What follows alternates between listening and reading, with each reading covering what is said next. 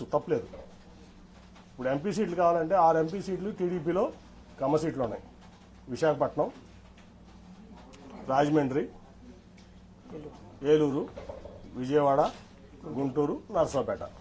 ఈ జనరల్గా తెలుగుదేశం పార్టీలు ఎప్పుడు కమ్మాసే పోటీ చేస్తారు. సరే, అక్కడైనా భరత్ నాయుడు కుటుంబ సభ్యుడు, వైజాగ్లో ఓకే. మురళీమోహన్ గారు ఖాళీ చేసినటువంటి రాజమండ్రి సీట్ ఉంది. అలాగే నాగండి బాబు అంటున్నటువంటి ఏలూరు సీట్ ఉంది. ఇటు పక్క గుంటూరు గల్లా గారు పోటీ చేయాలంటున్నారు. అటు పక్క నరసరావుపేటలో అభ్యర్థులు, అక్కడే వచ్చు కదా. ఇక్కడ తీసుకొచ్చి ఇన్ఛార్జ్లు అందరికీ ఇతర ఎంపీ అని చెప్పి నాకు చెప్పకుండా, నాకు కమ్యూనికేషన్ లేకుండా ప్రోటోకాల్ వైలేట్ చేసి ఎక్కడా కూడా నేను ఎక్కడికైనా వెళ్తే వాళ్ళు పార్టిసిపేట్ చేయకుండా, అతను వెళ్తే పార్టిసిపేట్ చేస్తూ రాష్ట్ర అధ్యక్షుడు అచ్చెన్నాయుడు కూడా నన్ను సభలుగా ఆహ్వానించిన సభలకు అతను వెళ్తాడు. చెప్తే నేను మానేసేవాడిని, ఆ రోజు మానేసేవాడిని. అట్లాగే తిరువురు సభ మీ అందరూ తెలుసు. ఆ తర్వాత ముగ్గురు పంపించారు, ఆలపాటి రాజా గారిని, నెట్టం రఘురామ్ గారిని, మన కొనకొండ నారాయణ గారిని. ముగ్గురు పెద్ద మనుషులు, గౌరవప్రదమైన వ్యక్తులు. పాయింట్లు ఏంటంటే 3 పాయింట్స్ దీంట్లో.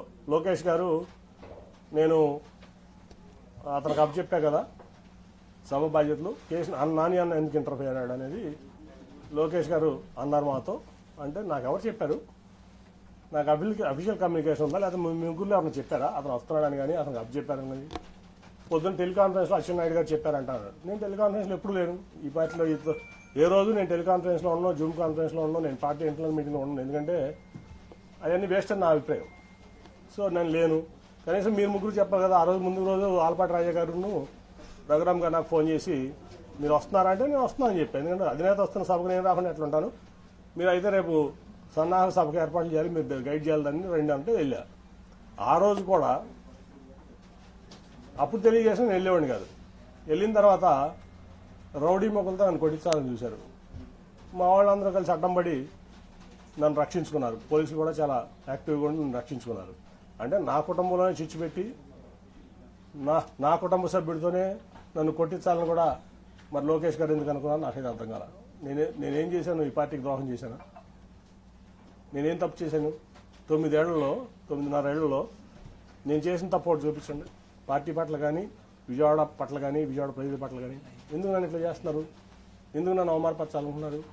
మీరు జైల్లో ఉంటే నేను మీకు అండగలేనా? మీ కుటుంబానికి అండగా నిలబడ్డా కదా. సో ఇవన్నీ చూస్తే చంద్రబాబు మోసగాడని చెప్పి ఈ ప్రపంచానికి తెలుసు. కానీ ఇంత పచ్చి మోసాలు చేస్తా, దగాలు చేస్తా, కుటుంబాల మధ్య చిచ్చు పెడతా ఈ రకంగా చేయడం భావ్యం కాదు. సరే, ఆ రోజు రాజీనామా లేక సబ్మిట్ చేస్తా అని చెప్పని ఇవాళ మెయిల్లో పంపిస్తాను స్పీకర్ గారికి. అట్లాగే నా పార్టీ రాజీనామా లేక కూడా అది పంపించగానే ఇది కూడా పంపిస్తారు.